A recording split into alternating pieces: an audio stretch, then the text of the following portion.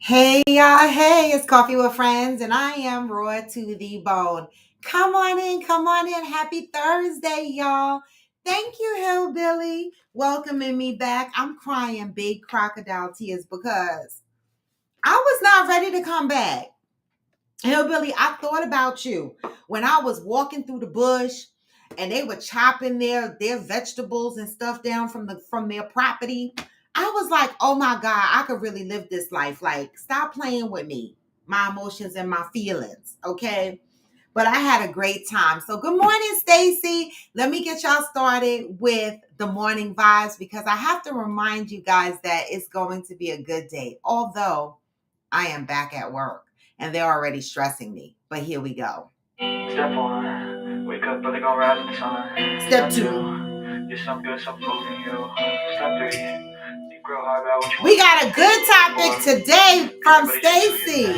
Wake up, today's gonna be a good day. Hey! Wake up, today's gonna be a good day. Wake up, Today's gonna be a good day. Wake up, today's gonna be a good day. wake up. Wake up, y'all. Get your coffee. Wake up. Wake up. We're gonna read our positive vibes and we're gonna have a little chat. Huh? Wake up. Today's gonna be a good day. Huh. Set your affirmations, aspirations. I got shit to Through do. the aftermath of preparation. Good food, good mood. Blood in circulation. One step at a time, yeah, that's how you make it. Set a goal. You control, and the steps you take them. I try to pick one. Thought, have some concentration. And if I make a mistake, it's called education. I try to do this every day. Call it replication. Wake up. Hey! Today's gonna be a good day. Wake up. Today's gonna be a good day. And it is. Wake up. Today's gonna be a good day. Huh? Wake up. Today's gonna be a good day. Wake up. Today's gonna be a good day. Come on, y'all. Wake up and come on in the room. Wake up. Today's gonna be a good day. Wake up. Today's gonna be a good day. So life ain't easy, yo. I think there's a reason, though. Ups and downs, just like every different season, yo. Sometimes I'm high, Other times I'm barely breathing, y'all. But you always gotta fight and hide from the demons, yo. Negative thoughts. Some poison the ride. Head full of flies, so here come the clouds. They'll never stop unless I can swap all the bad for the good in my head when I'm lost. Hey, what? Yeah, so I'ma fake it till I make it. Positive vibes are overtaken. I got patience. One day at a time, that's how you operate a cadence. A flow, you grow, you show yourself a foundation. Stay away from all the shit that causes Temptation. I know that I like to do it cause it's sensation. I live my life in my head. Like a narration. Don't expect greatness to my best man. I'll take it. What? Wake up. Today's gonna be a good day. Wake up. Today's gonna be a good day. Wake up. Today's gonna be a good day. Wake up. Today's gonna be a good day. Wake up. Today's gonna be a good day. Wake up. Today's gonna be a good day. Wake up. Today's gonna be a good day. Wake up. Today's gonna be a good day.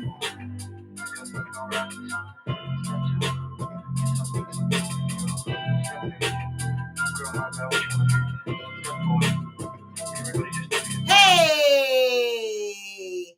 I know. I'm back, y'all. Come on in the room. You know, it's ghetto being back. I'm just saying. I mean, I like being back. Let me not put a damper on the blessings of me being able to travel and come back home. All right. I like being back, but I like being there too. I had such a great time. And again, Hillbilly, I thought about you because I was like, oh my God, if this is just a snippet of what it's like to live off the land. Right now, I have never, ever, ever. I mean, when I went to Dominica, I spent 6 hours in the local experience because we know people in Dominica, and they picked us up from the boat and took us to have a local experience for the day. And that was just beautiful. But being on an island, good morning, Valerie. Being on an island, okay, for a week, and half of that time is spent in the local community. That was amazing. It was amazing. Who the fuck, when you get ready to go cook, you go in your backyard and get the bananas, the ginger, the saffron, the sugar cane, the coconut. Everything is back there. I was amazed. All right. And then they come up with remedies. Now, I know Caribbean people come up with home remedies for different things. Okay. The cousin shows up with this thick liquid shit in a cup. Okay. And it was aloe gel. Like, they cut the aloe from their property, squeeze the gel out of it, right? Take the jelly coconut, because there's two different coconuts, right? There's the smaller coconut that just has a lot of coconut meat and it has coconut water, but it don't have no jelly. Then you have the coconut with the jelly. Okay. He take that coconut, the jelly coconut, and he used the jelly, I guess, or whatever. He mixed it in with the aloe and the coconut water and mixed it together. He talking about take a shot of this. This is good for your body. Take a shot of this. He takes a shot or two every morning. Okay. I took a shot. It felt like I was drinking. I don't know. It just wasn't good. Okay. But it's good for you. Now, the reason why I believe them is because, let me tell you something. I've never seen so many upper age people walking as much as they walk there. Now, I'm sure this is across all Caribbean islands, but this is the one that I had the local experience with the longest. Okay, so I can only talk on this. I can only talk on Grenada. Okay. 90 years old, 80 something years old, late 70s, some of them in the hundreds. But these people walk all day and all night. And we wonder how these people make it to the late ages that they do, because they be pouring aloe jelly and coconut water from the land and walking around. Like, a lot of people don't have cars. They walk where they want to go. They hope somebody pick them up on the road that they know, because it's a small island and most of them know each other. And it's just amazing the things that we complain about here in the United States of America, right? The things we take for granted. Simple things like street lights, right? Because where I was in Grenada and Tivoli, there was no damn street lights. So the cars are just doing this like how they do in Europe. They just be spinning around these circles and these roads, and the roads look like one-way streets, but they're two-way streets. And then people are walking.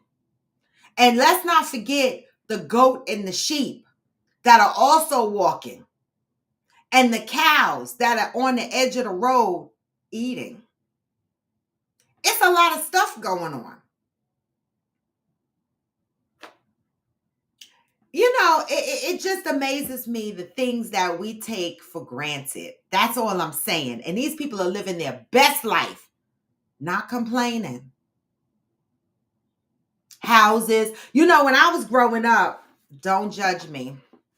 I thought when people said they lived in the Caribbean, everybody lived in these tin little houses, these wooden shacks and stuff like that. And everybody was barefoot and stuff like that until I got older. When I was young, I used to believe that that's how people lived.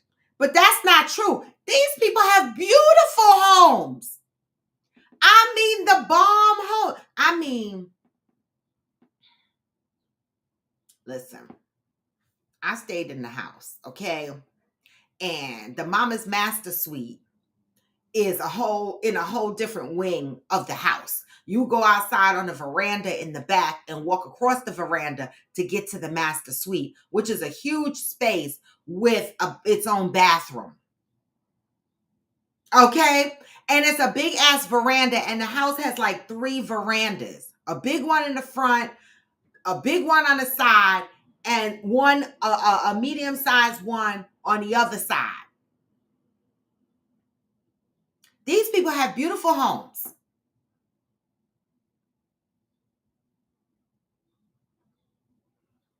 Okay?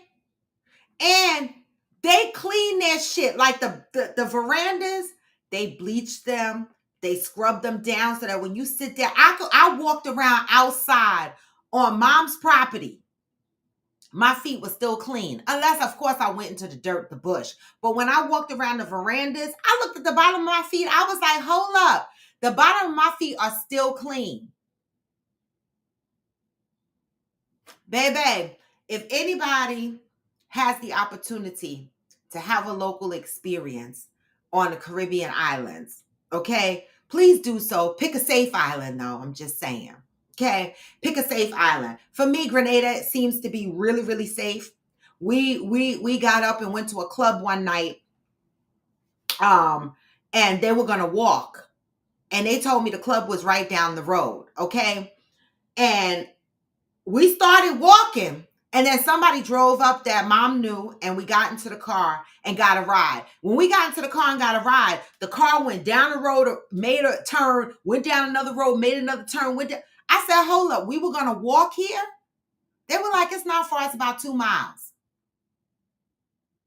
Now, I exercise and I walk, so I don't mind that. But I couldn't get my mind right to say I'm walking to a club to dance, to drink, hear some music, and then I got to walk back. I couldn't wrap my mind around that, but this is what they do with no problem. It's safe there. And key point, the people are friendly. I can't say that for Jamaica. Now, Jamaica, I go so often that I'm used to it. And so, but my first couple of experiences going to Jamaica, the women aren't as friendly. The men are friendly. The women, it's the women. Now, it's the women. That's my experience. But I still go to Jamaica because it's one of my favorite islands. Okay. But, Grenada is bucking up against Jamaica right now because at least I could go to Grenada and have a place to stay. I don't have to stay in the resort if I go to Grenada, right? And so I don't know. Jamaica got a challenge on their hands right now because, baby, the water in Grenada is nothing to sneeze at. Okay? Right, Valerie? Probably no crime there. Now, people do lock up their homes and stuff like that, just like everywhere else. But, yeah, it's friendly. I literally, there's a junction, right? Where people hang out. There's like a convenience store that sells liquor and stuff. They play music and there's a veranda and people just hang out and drink and do whatever they're doing there. And so, of course, I had to go because my boo's cousin was hanging up there. And I was like, I want to go see what the junction is. I want to hang around at the junction, right? He didn't want to go. So the uncle took me and we walked up the road, went to the junction, and I just hung out there. I just hung out there, sitting down, drinking, chatting. Didn't know nobody outside of the cousin and the uncle, but the other people was just sitting and chilling and listening to music. Baby, friendly.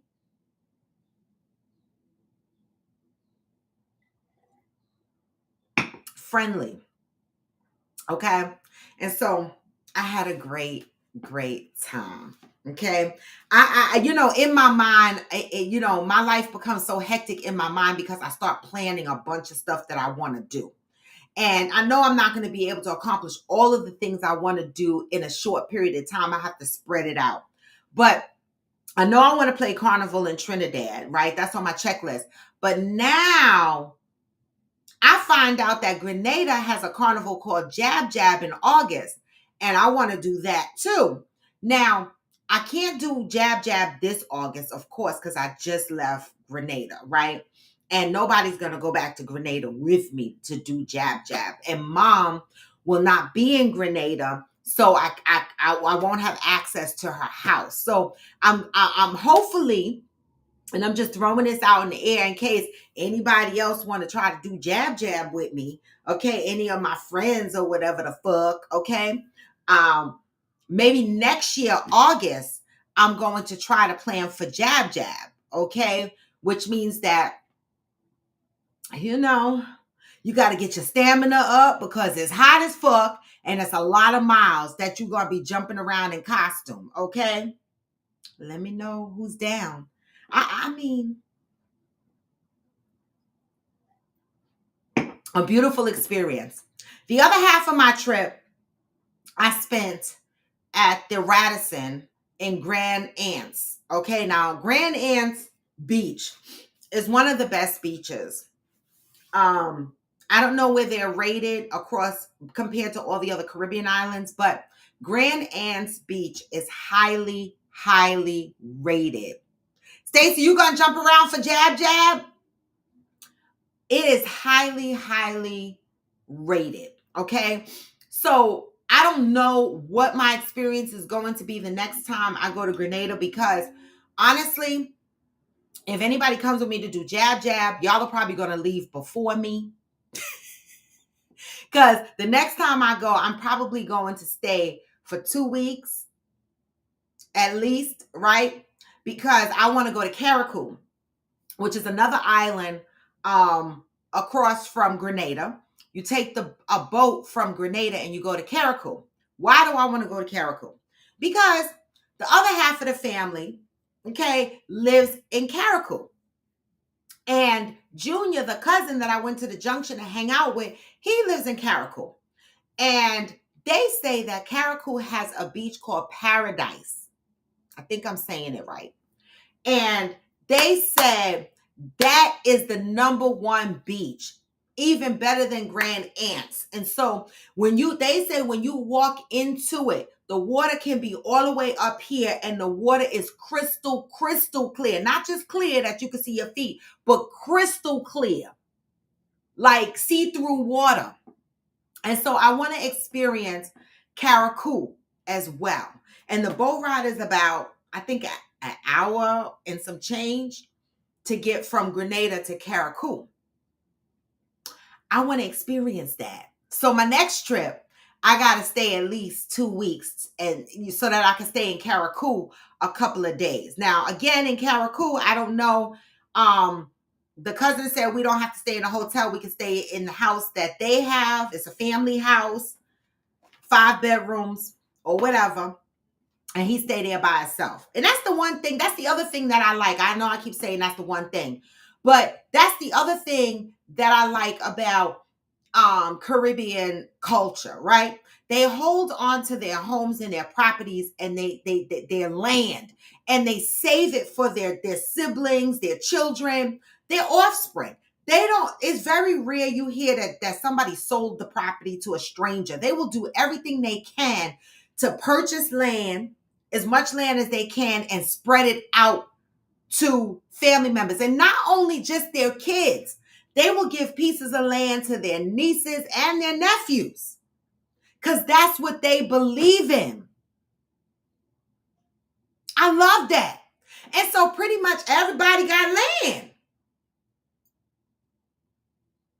Or everybody that's connected to them is coming into land. And I love that. The temperature there is hot as fuck, Val. Let me tell you something. I didn't realize how tanned I was just being at the house in Tivoli. I'm thinking I had to run to the resort and lay out all day to get my tan. But by the time I got to the resort, I was already kind of brown. And I was burnt on my shoulders already. And hadn't even laid out in the sun with a bathing suit or anything yet. But I was already brown and burning on my shoulders. The temperature is hot as fuck. It's like 80 degrees, but it's hot and it's humid. Okay? It is hot and it's humid. Hard to sit out there. And so when I got to the Radisson, because I'm a glutton for punishment, I got up in the morning like I normally do, and I must have been in my beach chair at about 8 o'clock in the morning. After I had breakfast, I got my beach chair about 8 o'clock in the morning, and I promise you,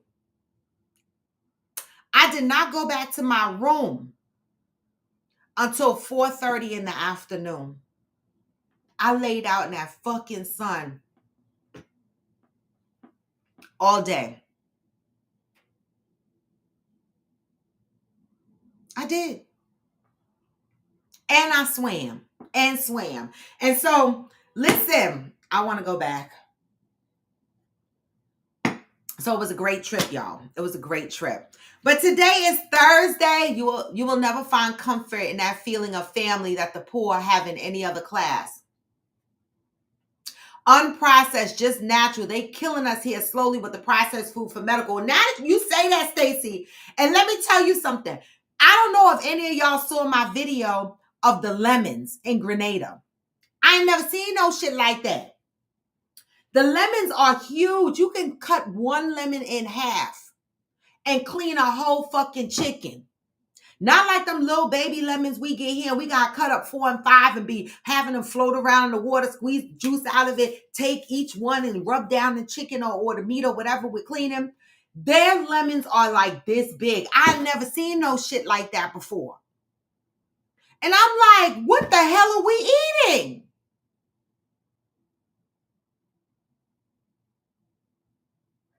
I'm telling you, there is a big difference in the people in the United States of America's diet versus the people in the Caribbean. Because let me tell you something, they eat a lot of, you know how the doctors tell us, don't eat a lot of carbs. These motherfuckers eat rice. They eat all the provisions, banana, yam, dumpling, plantain, dasheen, pumpkin. The list goes on. They eat that, some of them in large portions. Whereas here, we're being told we shouldn't eat that because it makes us fat. It gives us cholesterol. It does this. These MFers eat that because that's what grows on their land. And they're walking miles each and every day and they look good. Not that many obese. I didn't see that many obese when I was there. Right, hillbilly, real food versus fake food. The reason why we getting cholesterol and shit like that is because these MFers are injecting our food with unnecessary shit. Okay? I'm just saying, y'all, there's a difference. All right? But we are in the month of April, and I'm back.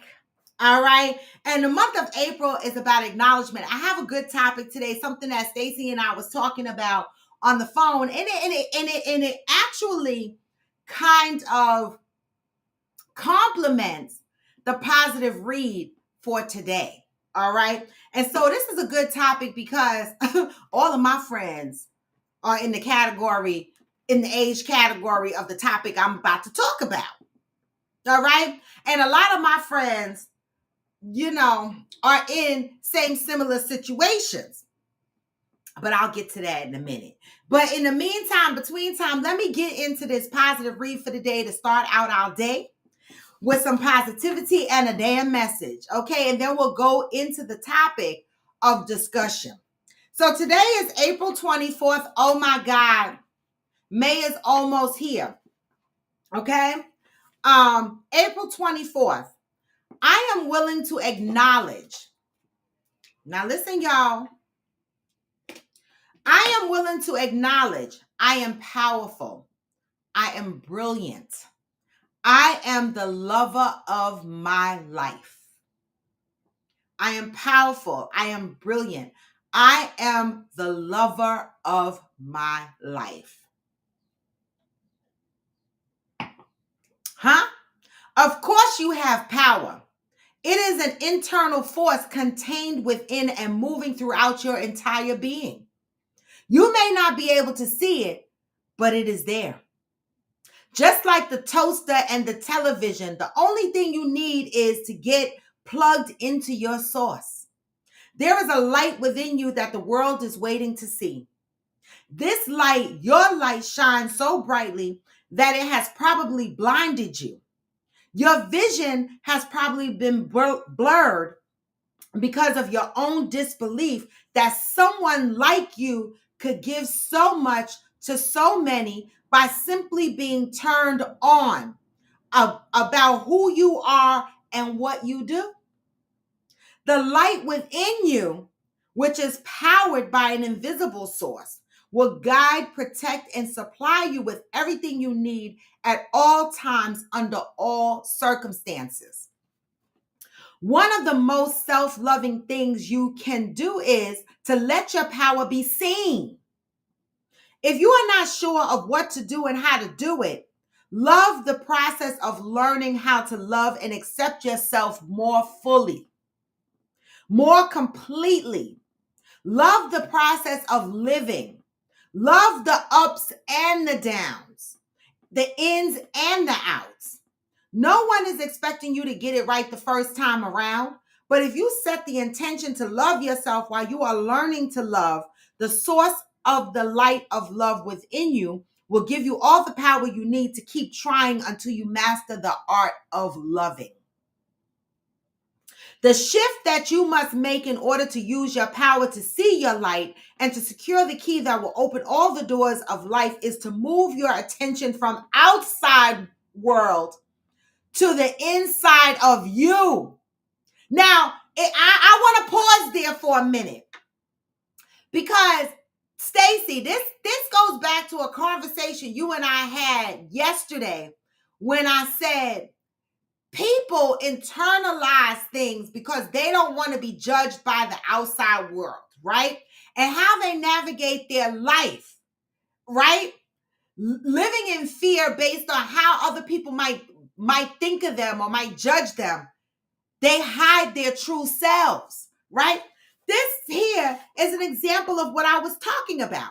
It says the key that will open all doors of life is to move your attention from the outside world to the inside of you. How many people are more focused on the outside world and what the outside world feels and says? Moving our focus to the inside of us and to the inside of yourself. Being your true self, living authentically, loving yourself authentically from within yourself, not based on the outside world. Know how to plug into your power. Learn what it is, how to keep it flowing, and most important, how to use it. Accept and acknowledge your own brilliance. Stop waiting for others to tell you how great you are. Why do we need other people to tell us how great we are? I don't give a fuck if you feel I'm great or not. I don't give a fuck if you agree with how I'm moving in my life, right? As long as I'm plugged into my source and I am living from the inside of myself authentically. That's what I am the lover of my life means. Good morning, Brandilla. I am the lover of my life, not the outside world. Stop waiting for others to tell you how great you are.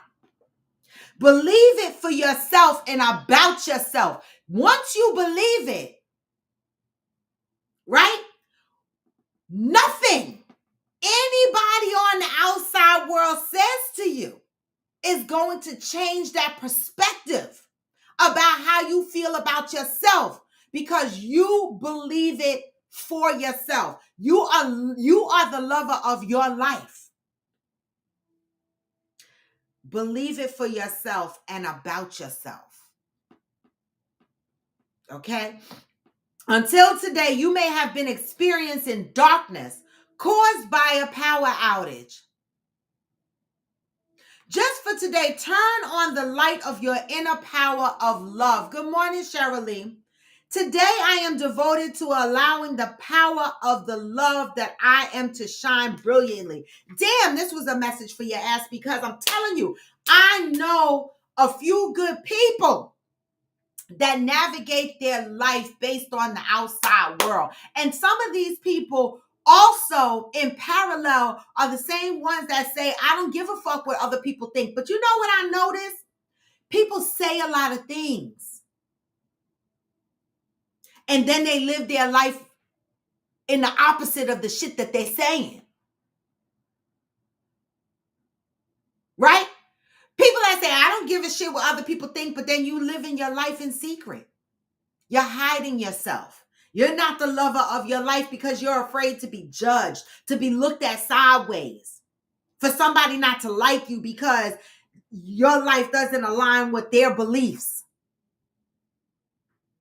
And so you do give a fuck. That is living for the outside world.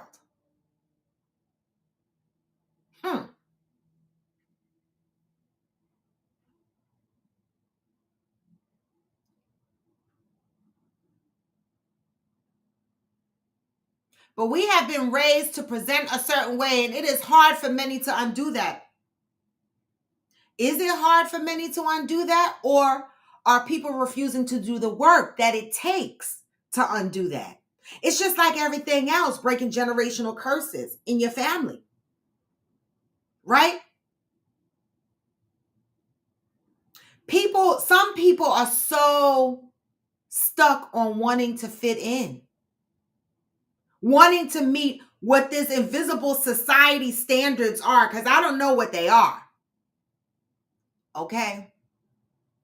These societal standards that we were raised by. And as Stacy said, some people find it difficult to get out of that. That means you are not the lover of your life.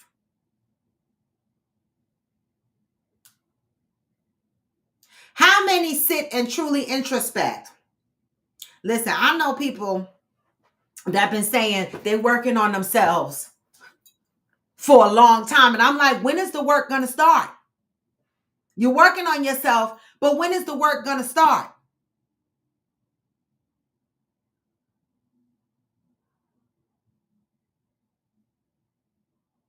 Thank you, Shirley. Listen, I don't know about well rested. All right. Yesterday, I had so many plans to come home, fully unpack, get some stuff done. But yesterday, I was only able to half unpack, do my laundry for the stuff that was dirty. And that's all I was able to accomplish yesterday. I was so drained. Travel day is hard. And I didn't get home until my flight landed about 7:30. And I didn't get home until about 10 because we flew into JFK, then had to get to Brooklyn for the car, then had to drive to New Jersey. And so I was tired. But I'm going to say I'm rejuvenated. Thank you, Cheryl. Brandilla said there's a difference between privacy and secrecy. Privacy means everyone doesn't get to know the intimate details of your life, and that's one's personal choice. I agree with that. I agree with that. I agree with that. Yep, I agree with that. And so this was a good message today. I am powerful. I am brilliant. I am the lover of my life, which takes me into the topic of the day. How do I want to word this?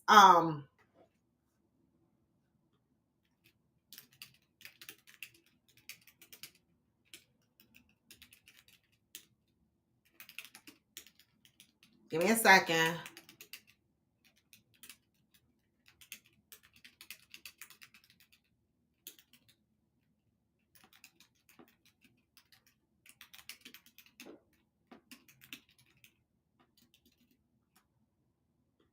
All right. So the topic for today is, the question is, the older we get. And the reason why I'm bringing this up is because, again, I have a lot of single friends. I do. And we all know that there's pee-pee and doodle in the dating pool. It is, right? And it's hard to date out here. And I find that the older I have gotten, I date differently, right? Because I'm scared. So I get real scared and I don't really trust stuff out the door, right? So I gotta see, right? I gotta see, and then I gotta convince myself that I'm really in a relationship. Am I in a relationship? Like, it took me a minute to really, really, admit out loud that I was in a whole relationship, right? Because, when you get burnt a couple of times, you navigate differently as you get older, right? But my question here to the older folks, right? The older we get, do you find people settle to be in relationships just for companionship, right? Because I find that the older we get, people be like, I don't need a husband, I just need a companion, or I don't need a woman, I just need a companion. What does that mean, right? Just somebody to chill with, hang with, do things with, travel with, or whatever. But as you get older, because society, right? Somewhere societal standards that people are finding difficulty separating themselves from, because some people do not live their lives authentically. Some people are not the lover of their lives. Okay. Do you think people just say fuck it and settle for a partnership just to say they got a man or a woman? What do you think? Because I got a lot of single friends, and let me tell you something. It's pee and doodle out there. And as you get older, your standards change. You have different standards of dating and being with someone. But do you find people settle as they get older?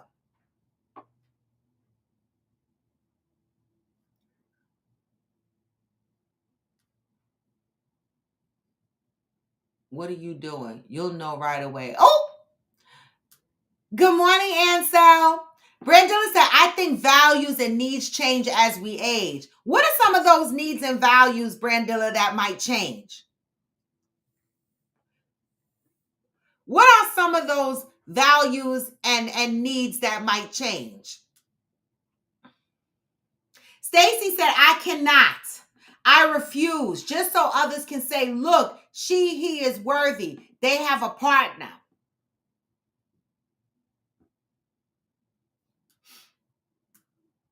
Valerie said, I think people do settle for companionship. I have companionships. Wait a minute. Valerie said, I have companionships with an S. Listen, we just listen. We don't judge. The fuck? We just listen. We don't judge. Brandilla said, my mother, who is in her 70s, now says she doesn't need a man for anything. I know that's right. Ansel said, less pressure on not commitment. So what do you mean, Ansel? Are you saying when people say they don't need to be married or anything like that, they just need companionship, there's less pressure on commitment. Now, are you saying in companionships there's no level of commitment? Is that what you're saying? Because I'm gonna need my companion to be committed to me. Like, I don't give a fuck. I'm not the sharing type. I'm not the fuckery type. I'm gonna need you to sit the fuck still, whether you my companion, my husband, whatever the fuck you are. I'm gonna need you to chill. Okay? Hillbilly said, we want what we always want. The other half of us against the world, baby. But some of us ain't finding that, Hillbilly. Some of us are not finding that. Okay?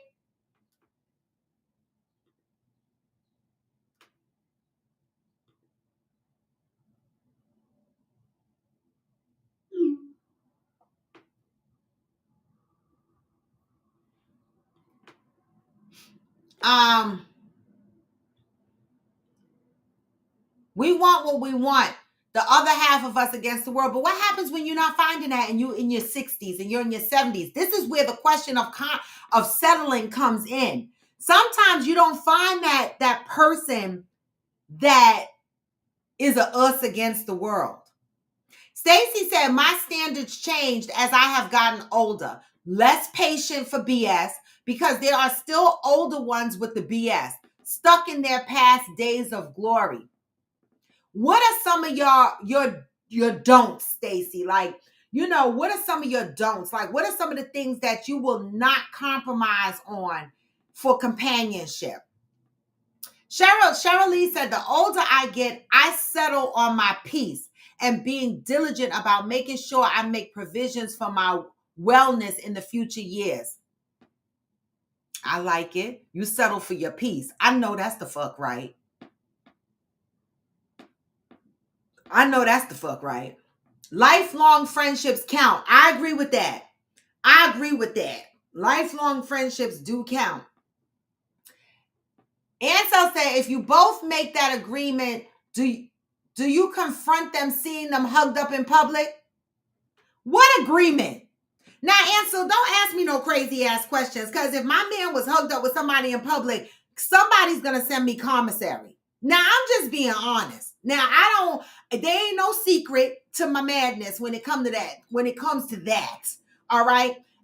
Anybody that I'm with, we're in a commitment. There's a commitment. Okay. Once I call you my man or my girlfriend or whatever the fuck, that's it.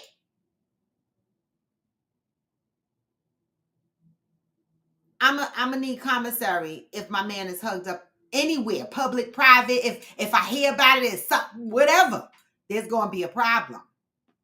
Good morning, Jacinta.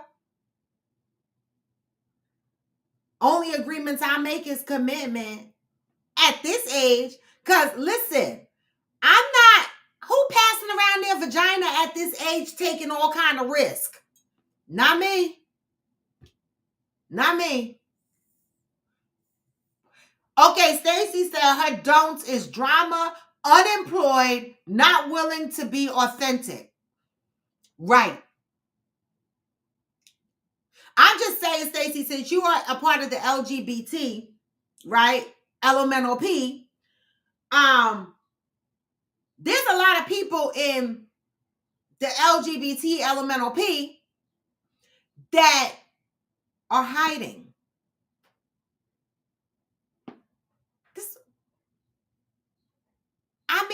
I understand. Well, I probably don't, because I don't live in that life like that.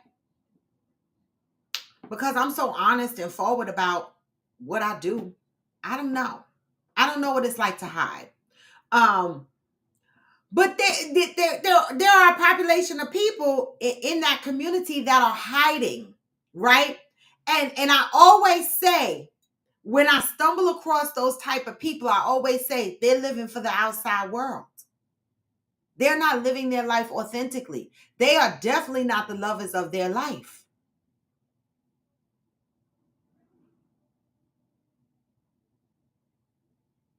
Not willing to be authentic.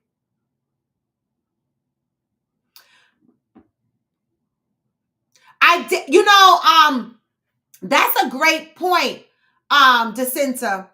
I did watch the interview, clippings of it on social media while I was in Grenada. And she talked about, Tracy says she prefers dating younger guys because they have an open mindset. She said that older men are stuck in old traditions.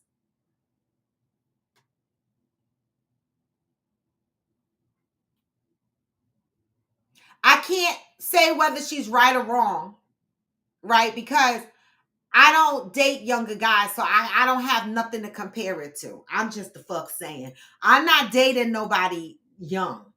Okay, if you are in your 40s and below that, it's a no. You have to be like in your 50s, not just turning 50. Be in your 50s, like 50 something. Cause I couldn't relate. I understood what she was saying, right? From a topic perspective, but I couldn't relate to it because I've never experienced dating anybody younger. Okay. And the guys that I dated that was my age, I mean, the ones that I'm no longer with, they were just assholes. I don't know if it was anything to do with old traditions. They were just assholes. And the guy that I'm dating now, I don't think he's stuck in old traditions. I don't have that particular experience with succumbing to old traditions, because anybody that knows me, I definitely live my life out loud. I definitely live my life in an authentic way. And trying to rope me down to some traditions is not gonna fucking work. It's not. Um, Stacy said, even harder as a masculine presenting and dependent where one resides. Yes, people are very secretive. Also, for Black people raised in the church, whole nother story. That really kills me, because when they say Black people raised in the church, when they are a part of LGBT, they hide themselves because they don't want to be judged in the church. Yet, motherfuckers are fucking each other in the church. See, that's why, I used to drive my ex-husband crazy when we were devout 7-day Adventists. And, I would go to church. I've always lived my life authentically. And I've always been the way I am, except I was a little bit quieter, but I still would pop off on you when necessary. And I had some run-ins with a couple of people in the church where they would try to tell me what I was wearing was inappropriate or something like that, or I should cover my head. And I always had a comeback for them. Right? And one of my comebacks was, instead of focusing on what I'm wearing, right? Maybe y'all should focus on all the adultery and shit that's going on in the church. I used to say shit like that. Because stop worrying about my relationship with God and what I'm doing. Okay, when y'all got MFs, deacons, and shit doing shit that they ain't supposed to be doing, but they collecting your money. And you know what I mean? And up on the pulpit praying for you. They be worried about the wrong shit. And that's why, as a devout 7-day Adventist, I still lived my life authentically. And yes, some people in the church talked about me. Did I give a fuck? No, I did not. Because the one thing I do know for certain and for sure is they ain't paying my rent. They don't come home and hold me at night. They don't, once I leave on Sabbath, I ain't going to see them until the next Sabbath. So why do I care what they think? And if you truly believe your relationship is supposed to be with God and not with the people of the church, then why do you care what they think? Because God see you out there rumping and ranging and licking and all that shit. They see it. He see it. So if our relationship is supposed to be with God, the one being that can see everything we do inside and outside the church, but yet we go to church and we scared about what the people in the church are going to say. Are you the lover of your life? Are you going to church to get a message of God? Or are you going to church to be accepted by the people that sit in the pews with you? That I never understood. I don't need that kind of acceptance. Brandilla said, I respect her opinion, experience, the center. I don't like younger men, but her experience has led her to feel that way. It works for her. And it does. Or maybe it doesn't. Because I'm going to say this, Brandilla. It sounds like based on her interview that it works for her, but she still don't have a partner. She's still sad because she's lonely. She still she talked about not having any children. So is it working for her? Or is she getting temporary pleasure and temporary companionship from these younger guys? But what is the definition of truly works? Like, if that was Sheer talking, I'd have been like, okay, Sheer, because you've been with your man for a few years. So I'm going to be like, okay, Sheer's having a great experience because Sheer's man is 30 something and she's what, 70 something, and they still together. So, okay. I'll be like, okay, Sheer, the younger shit is working for you. But when Tracy Ellis talked about it, I was like, but where's your younger man? It don't seem like they sticking around either. So I don't know. Again, I can't speak on it because I've never had experience with younger guys. I stay away from the daycare centers. I do. Hillbilly said, people are different. I'ma hold hands at the end and say, you remember when is a remnants of life with someone who was there. Yes, Hillbilly, that is me. I am the mushy one. Okay, I want to hold a hand. I want to reminisce. I want to talk about the love I have for you. I'm that mushy. Okay. Ansel says, I have more lesbian and gay female friends. I can count on one hand male friends that are openly gay. Okay. Hillbilly said, some are wide open and just want someone at the end to tell all the stories to. Great point, Hillbilly. That goes back to my question of, do we find people settle in relationships just for compromise? And Hillbilly said, some are wide open and just want someone at the end to tell all the stories to. Right?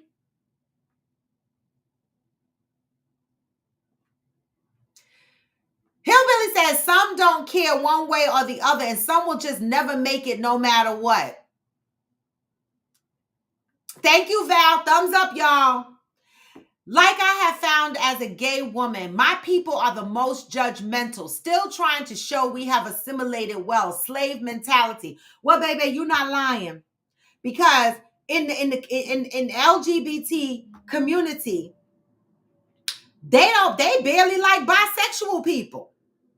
They don't really like. They don't really like. They are judgmental. Brandilla says, Stacy, I saw a very interesting post that asked LGBTQ plus people to list things they dislike about being gay. I found it very informative. One of the consistent responses was loneliness. Wow. Why do we think there is a population of people that responded to that topic that Brandilla is talking about by saying that one of the most things that they dislike is loneliness? Why do you think loneliness is a big problem in the LGBTQ community? Exactly. Hillbilly, I agree. Listen, Hillbilly, don't get me on here because they gonna come for me, because I think they should get rid of all the letters and just have G, gay. Like, I don't understand why I got to remember what's what. Just be gay. I don't give a damn. It's too much. That's why I say LGBT elemental P, because it's just too much. Just be G. That's what it all boils down to, G.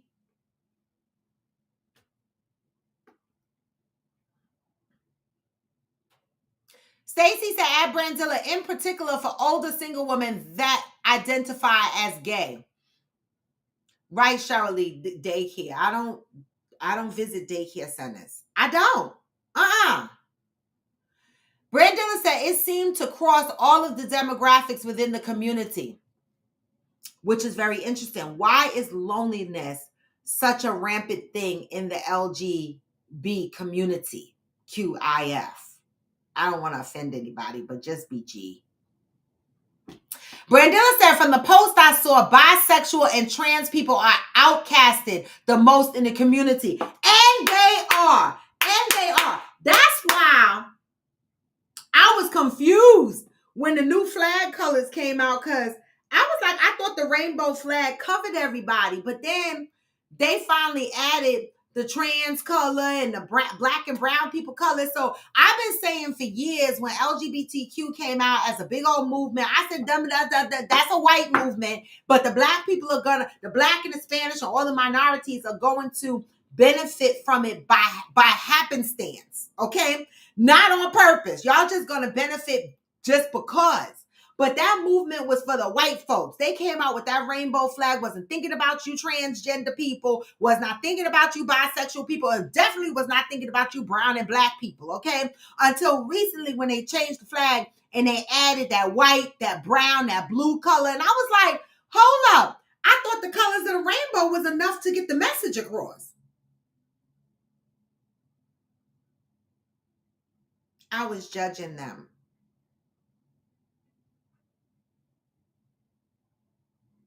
People pointed out body shaming and ageism as big issues. I agree with that. I agree with that. Just being on social media alone, people will criticize your body, your looks, all kind of shit, like we're all supposed to look a certain way forever. Like, I know I'm getting like old skin. I can see it. But that's a part of getting older. And I do my best to maintain my body. But as y'all can see, my legs are forever big. My legs are going to stay big. So I just work on the parts that help accentuate the legs, because my legs are just not going anywhere. I just got big legs. And I don't give a damn. And they got dimples on it too. And I don't give a damn about that either, because I'm going to still show them shits because they're mine. But you are absolutely right. There is a big problem with ageism and body issues, body shaming. People are quick to jump on my live sometime and be like, at your age, no, I will mute you. I don't block people because I mute them because they can still see me, but they can't say shit. I will mute you if you come at me with at your age, because at my age, what? I do what the fuck I want to do at any age, as long as I'm an adult. At my age, what?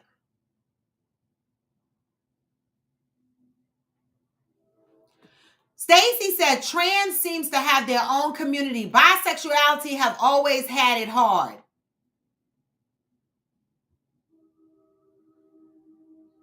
Mm-hmm.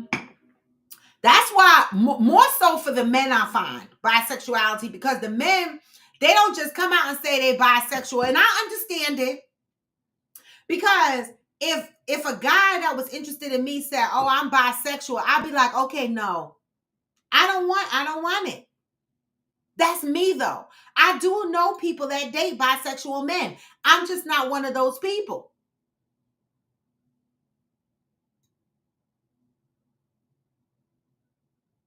I'm just saying. Now, I know some of you are going to say she got some fucking nerve, but I'm just saying. That's my truth. Cheryl Lee said, I wonder if that loneliness can be said to accrue across the board. What do you mean, Cheryl Lee? Even outside of the LGB, as we get older, there's a sense of loneliness that sweeps across us when we're not in, when we don't have a companion in our lives. Hillbilly said, it should be about your life and things you do. If you bring a partner, I will know who you're fucking. Do or say something interesting. Stacy said, let's not talk about the flag. This is why I do not ID as a lesbian. Fuck out of here. You just gay, right?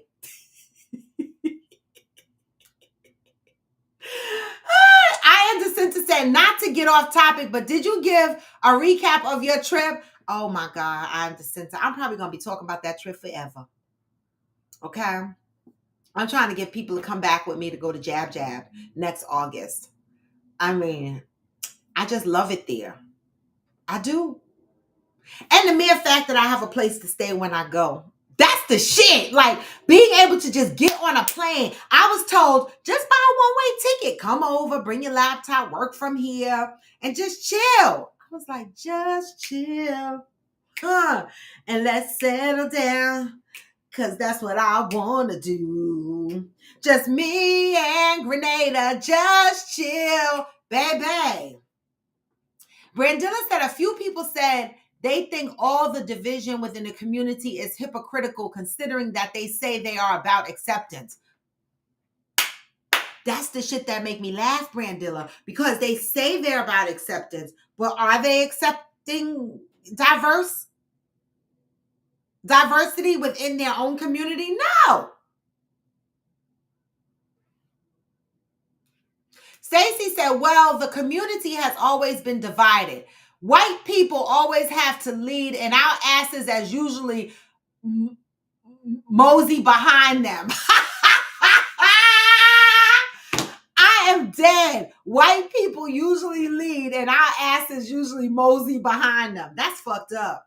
You know, and I don't, I mean, I posted, I reposted a video, right, of an Asian man talking to a Caucasian man about the country and why the need to deport all these people and why the need for white people to feel that they're empowered or whatever. And it's a really good video, okay? And someone commented on there something similar to what Stacy said. They said our people, well, they said it differently, but it really means similar, same thing. Said our people are so damn weak. If we stood together and focused, we would be more powerful. But like Stacy said, we just mosey behind the masses like me, like sheep. Brandilla said, I wonder why many Black gays marry white people. The instances of this is uncanny. It's got to be something to that. I'm not sure why. Just to look at most Black gay celebrity spouses, I'm not saying. That's a great question. I wonder why so many Black gays marry white people. Great question. That's women and men. Why do we think?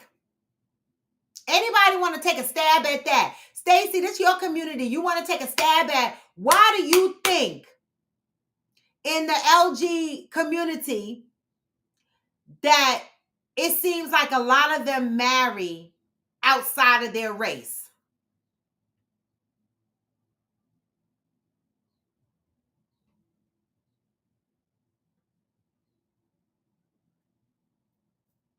That's a great question.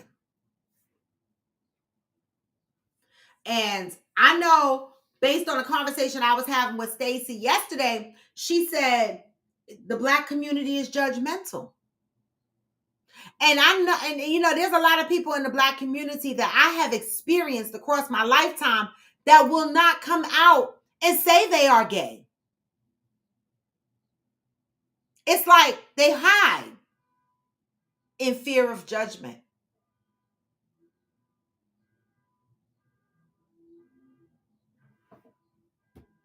So maybe that's why. Maybe in the white European culture, they don't give a fuck. Not to say that there's no DL in the European culture, but maybe, I don't know. This is a question I cannot answer because I don't live that lifestyle as aggressively as, you know, others.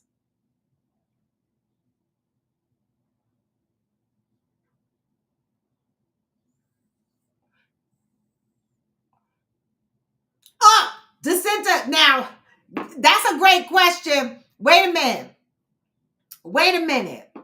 Can you be pro-Black in a biracial relationship? I think so. I think so.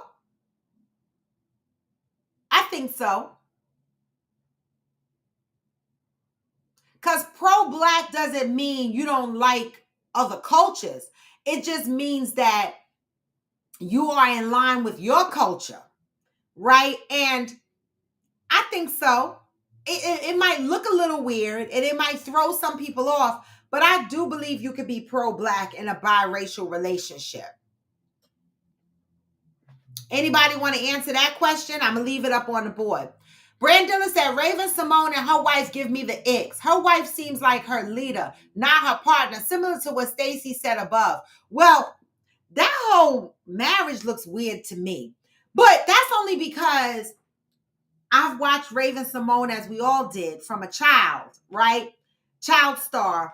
And how she transitioned and it was just all, it was like one minute she was feminine and next minute she was an aggressor.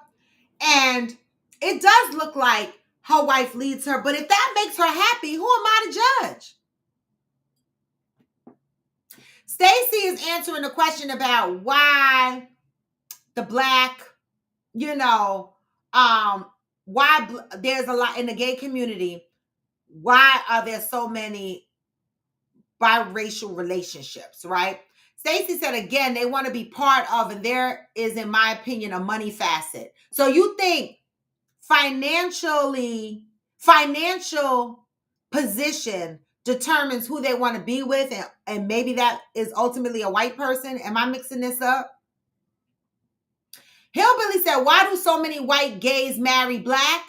Obviously, you are already into something different, judged. So my answer is, why not? Why not? I agree. Marry who's for you. I don't care what color you are. If you for me, you for me. Right? Because I almost came down to West Virginia and got me a hillbilly, because I was getting ready to say, hillbilly, hook me up with one of them hillbilly singers out there. Because, I want to learn to live off the land. So that would have benefited me. And I would have had a biracial relationship. And y'all know I'm pro-black. I was with it, though. Raven is a weirdo from a personal perspective. Oh, I can see how you get there. Stacy said, I often wonder how pro-black can you be in that type of relationship. I don't know. But I think it's possible.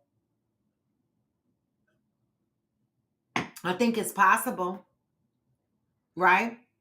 And your partner might be pro-black too, but European, but identifies with the black culture, if that makes sense. Like, I don't know. I think it could work. Cheryl Lee said, exactly, Robin. In my opinion, it's a matter of knowing self. Yes, I mean, this is the only way I feel like people should navigate in life. And I think, I'm not a relationship, coach or anything like that. But just through my years of experience in dating and being in relationships, if you don't know yourself, maybe that's why you're not in healthy relationship with someone. Or maybe, you can't find a partner, right? Because this is not for everybody. This is just for some, wherever the shoe fits. It's a matter of knowing self and being comfortable with self.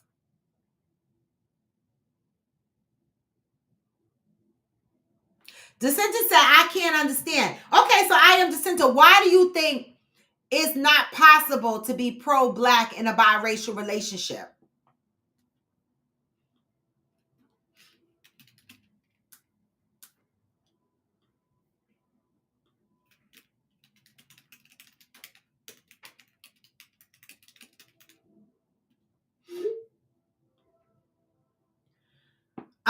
Stacy said, also interracial gay relationships are more acceptable by white people than black, but tickled by how black people says act when in an interracial relationship. How do black people act when they're in an interracial relationship? I don't have any friends that are in an interracial relationship. How do you think they act, Stacy?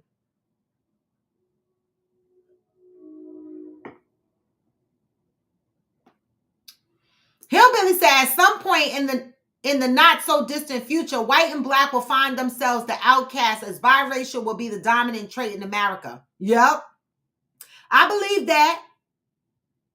Okay, Jacinta is driving, so she can't answer that. But you asked a powerful question and then hop behind the wheel of your damn car. That's a good question. I want answers. Why do we think you can't be pro-black and be in a biracial relationship? I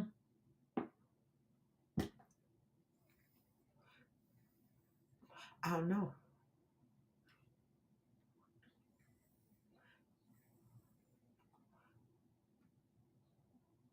Okay, like they are better than us. That's social conditioning as well, in my opinion. Opinions are like assholes. Everybody has one.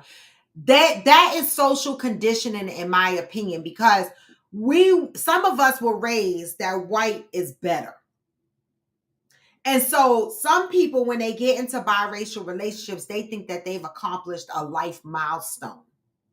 They have been placed in different social circles and they automatically think that they are better than. I'm assuming. Brandilla says, some say being in an interracial relationship is an abandonment of your race. For instance, blacks are marginalized. When a black person marries someone of another race, that enriches them. And it's needed for us.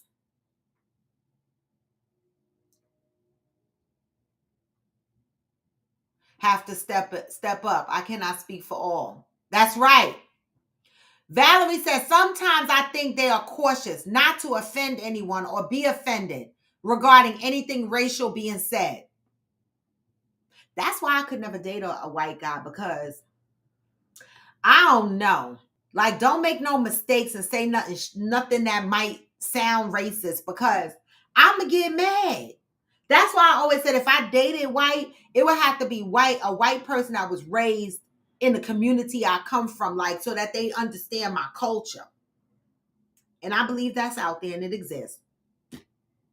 Like Prince Harry, I think he get it. Like, I could fucks with Prince Harry. I think he get it. This man practically lives in Jamaica. Like, he's always with the people. I think he gets it. Right! Hillbilly, say that! Let me put this on the screen because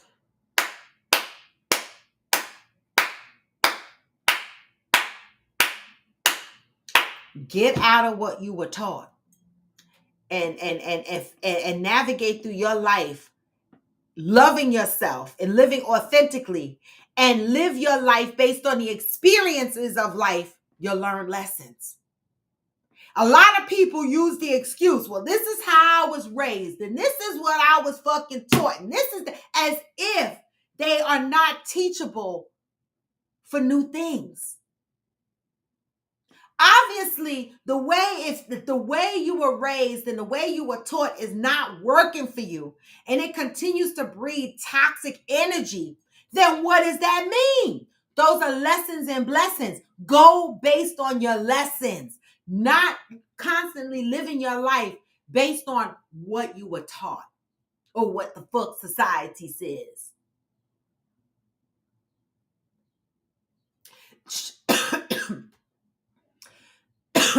Cheryl Lee said, being pro-black means you love your culture. You are for their equality and wellness.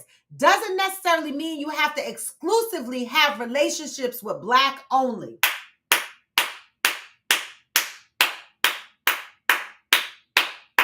I agree with that.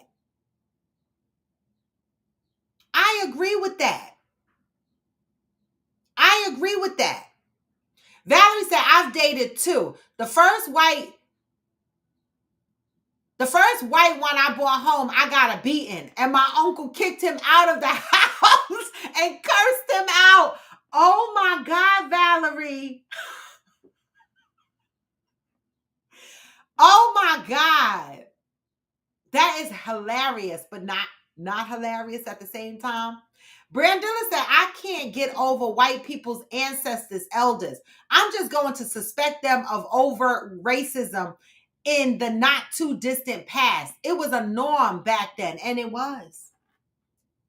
And then in these days and times with Trumpy in office, right? They're talking about, federal agencies can now segregate, right? So if you have a white wife or a white husband or whatever the case may be, and they separate, y'all gonna go through different doors? Like, what's gonna fucking happen then?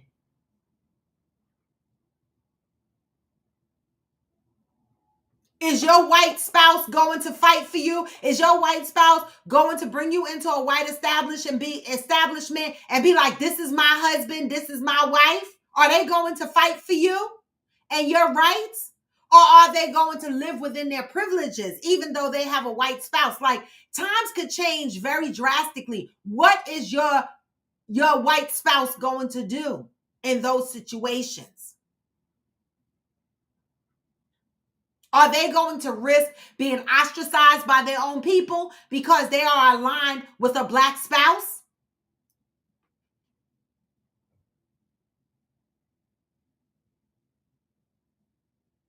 Hillbilly said, fighting with hate and propaganda does nothing. Love and understanding will go a long way. Both sides scorn mixed couples. They love anyways. And do. Valerie said, but if you so pro-black, why are you going against the grain? We got some heat from Valerie and Dissenter today. Why are you going against the grain if you are pro-black?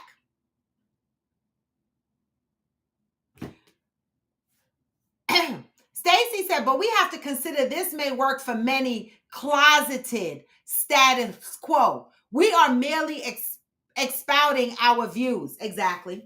These are just opinions. Valerie said the second one was fine. Mario, who is a judge now, his mom offered me watermelon. When he took me to meet her, my mom was mad, said that was racist. Now, see, simple things like that, right? Simple things like that. Like, we'll go into a black household and get offered watermelon and not think nothing of it. We'll go into a white home and a white person offer us watermelon and we screaming racism.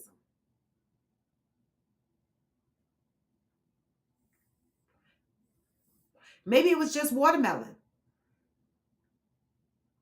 They eat watermelon too. Cheryl Lee said that's limited thinking. When you feel it's giving to another race, in my opinion, it means that you lack business skills if you haven't allocated where your wealth goes. Ooh, Cheryl Lee is coming with the daggers today. So, she's standing on her position that you could be pro-black in a biracial relationship. Hillbilly said, if we are segregated from each other, how do we get to know and understand each other? We don't. Hillbilly, let me just shine a light. Because Hillbilly, you are a culture of your own. So when we say white people, even though, you might fall under the white category, culturally, you're a hillbilly, which, you'll still get to drink from the water fountains and go places that the black folks won't get to go to if we're segregated. But your position and how you feel about that is different than the typical European folks, right? And I agree. They don't want to get to know us, hillbilly. They don't want to get to know black people. They just want to know what we culturally provide so that they can utilize it. That's it. I mean, there's videos you could Google, you could look up where Louis Vuitton and Gucci and all these people got their original patterns from. It came from the African tribes. These African tribes have been wearing these prints that y'all are rocking and I'm rocking on our LV bags and our Gucci bags and Chanel. Certain prints and shit existed in the African tribes long before these luxury brands came along. Look it up. Culturally, for me, in my opinion, again, it's like an asshole. The black culture, okay, is filled with such wealth and riches from a cultural perspective, and they know that. They profit off of it and they benefit off of it, but they still don't want to get to know us as a people. They just want our culture to exist, not necessarily people. But this is my opinion. And this is not across the board for all white people. This is just for the people that the shoe fit. Like that video I posted on Instagram. Valerie said, that's why we have to have compassion and understand that we are all different and learn to live and grow together and thrive as a community. And I agree with that. I support diversity and I'm pro-Black, but I support diversity. I love that Hillbilly is a part of Coffee with Friends and we all discuss things openly and respectfully because we know Hillbilly is not for that European bullshit. That's why he doesn't get offended. And I love that. I look at gentrification of Harlem. White people, we love the culture. Meanwhile, whitewashing it. Right, they whitewash it, but our culture is so loud that even when they try to whitewash it, it still fumes with the Black culture. They can whitewash it all they want.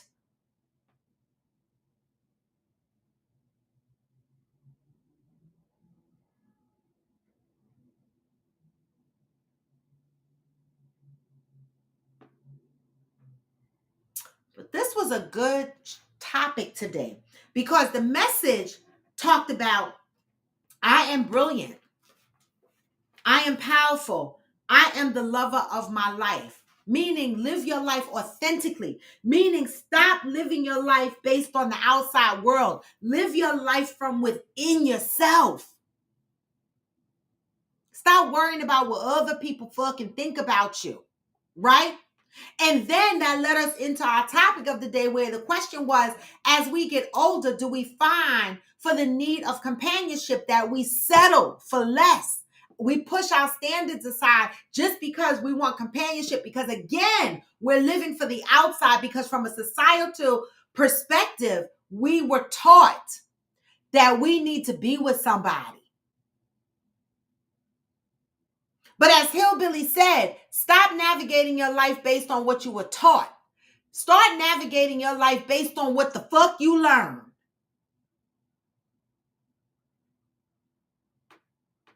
Valerie said we have to stop ostracizing people that are different from us. We so concerned about skin color. Who's sleeping with who? Baby.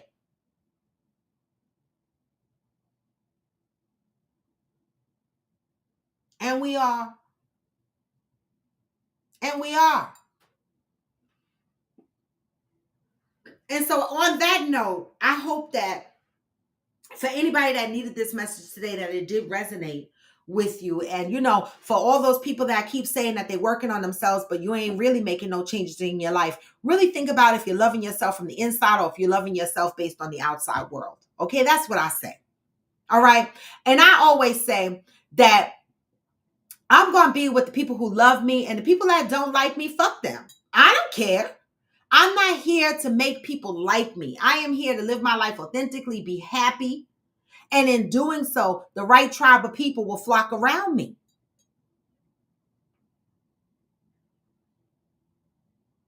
And that's it. You know, I saw somebody post something on Facebook. It was a question. What is it about you that people love about you?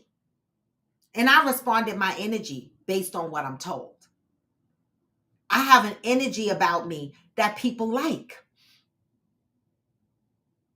And you know what?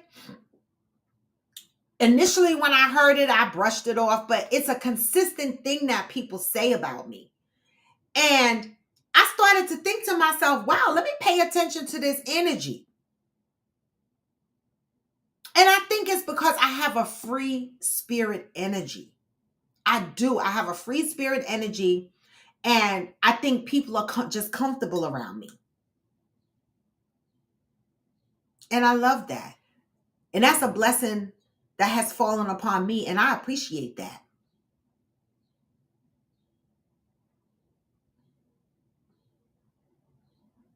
Okay? And so hopefully you guys take this message and you marinate on it. All right? Because, you know, as Hillbilly said, Let's live our life based on our learned lessons. Get away from these societal standards. Get away from living your life based on some bullshit on the outside. Figure out who the fuck you are and start loving yourself internally and navigate your life that way.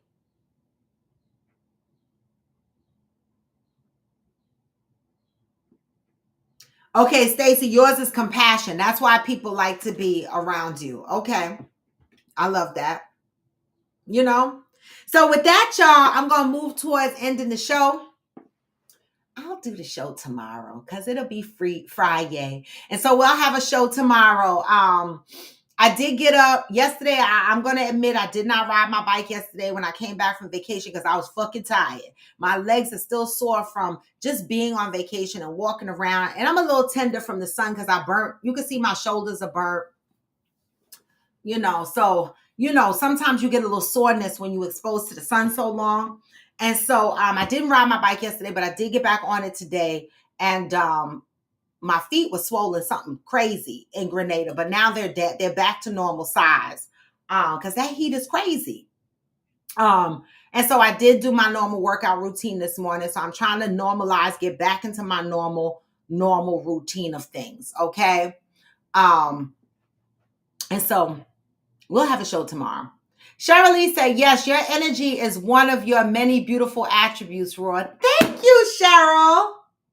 Thank you so much. I appreciate that. And it's so crazy because I don't it's just natural. I mean, it is. Thank you, Valerie. Hopefully this shit lasts because my Jamaica tan was fading. I went to Jamaica January and February, and then it started to fade. So I'm hoping that this tan hangs on a little longer. Okay. It takes me right into the summer months here. It was good to see you back, Robin. You were missed. Thank you, Brandilla. I missed you guys too, but I could have stayed in Grenada a little longer. I mean, for real. I could have stayed there a little longer. I had a great time. It was just beautiful. It was. I was nervous initially because I'm staying at my man's mom's house. Like, I was nervous initially because I'm like, oh my God, this woman is going to see me every day. Now, I've seen her before. I've spent time with her before. She comes here in June and she's here until January. So I've seen her and been around her before. But I was nervous to spend days with her in her house under her roof because, that's different. And we actually had a wonderful time. And so it was a good trip, even though I was nervous. But I'm not nervous anymore, okay? Surprise more out-of-state visitors by nightfall. Surprise, more Nice, Hillbilly. You gonna have visitors tonight?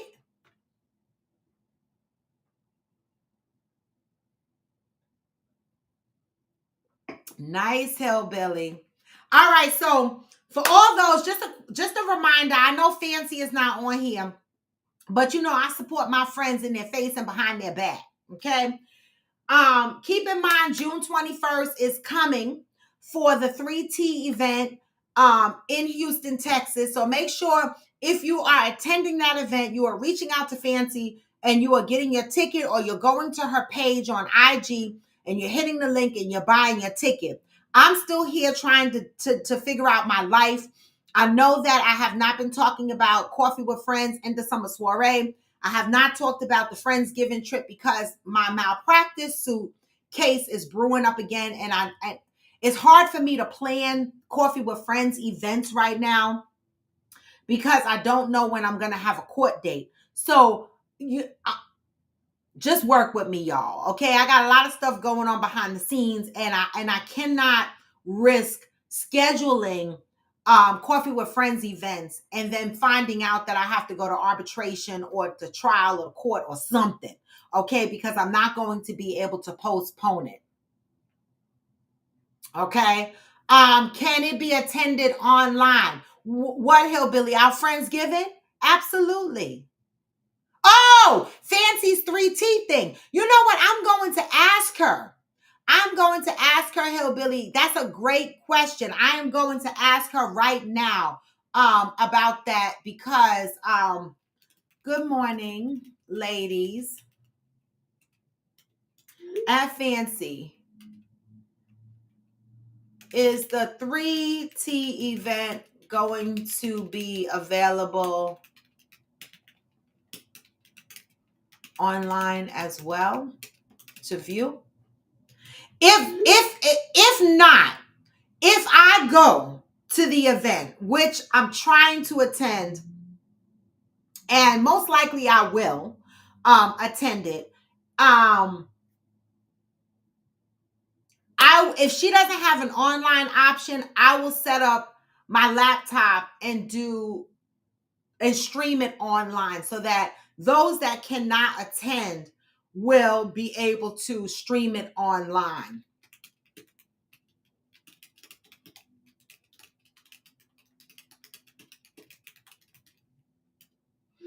But that is a great question. That's a great question. All right. And so I will get back to you. I just asked Fancy. And so I'm going to wait for her answer.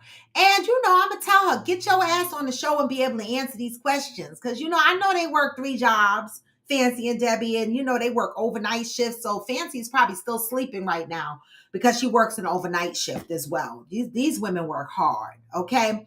But with that, y'all, I want to remind you to move with peace and love. Coffee After Dark 3T. Right. I know that's right. I'm going to move to closure now, but remind you guys, move with peace and love and take this message and marinate on it, okay? Be the lover of your life, okay? And with that, I'm going to send you out with some positive vibes to remind you that even when you feel low, you can still what? Even when you feel low, you can still Thumbs up, y'all, on the way out. Huh? And don't be shy. Share this video. Share it with your friends. This is Coffee with Friends, and I am Royalty D-Bone. Come back tomorrow, y'all. We're going to have a Freestyle Friday. Move with peace and love. Get this message on the way out. Hustle hard. Huh? What? I've been doing shit my way, on the highway. And in the driveway, it's a nice range. Cause I grind through the climb, I ain't like pain. You never hear me, bitch, nah, I won't complain. Just gotta flip the switch and you can go and obtain anything you want, anything you need. Your mind's got the key ingredient. Better see. But I just gotta right by that energy. Even when you feel low, you can still go. Even when you feel slow, you can still go. Even when there's no hope, you can still go. I never ran sitting on me. And I don't. Peace, y'all. See you tomorrow. Huh?